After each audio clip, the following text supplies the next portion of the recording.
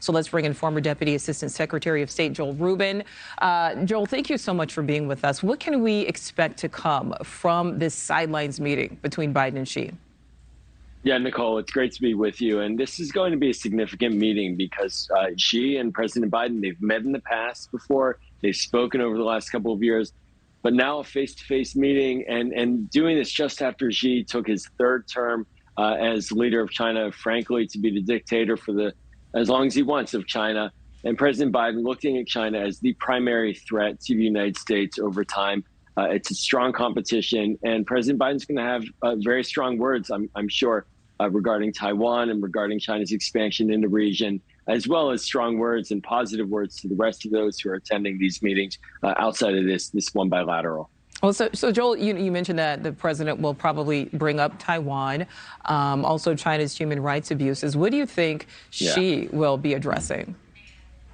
Xi, for starters, is going to basically tell the United States to back off, that is his backyard, that he doesn't want any American interference, as he'll try to describe it. And he doesn't want to hear about our complaints and concerns about China's human rights violations.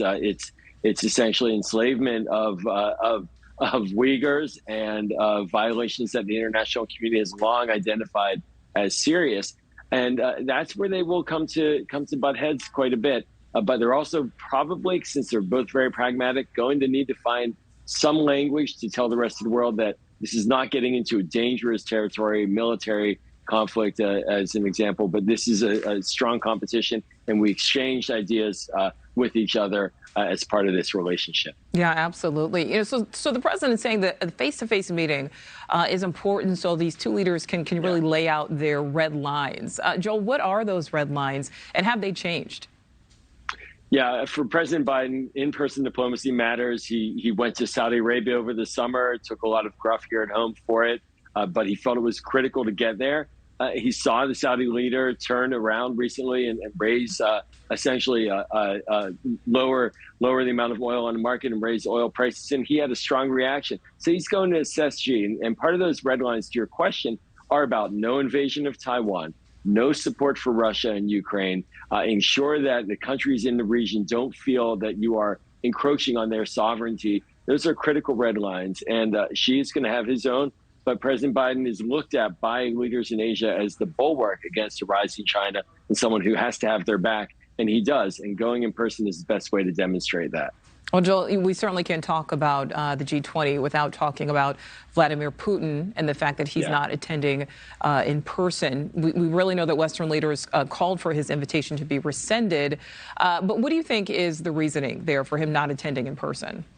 Pretty obvious? Well, first and foremost, he must be afraid of leaving Moscow right now. His military is in retreat in Ukraine, leaving cities that it had occupied for 6 months.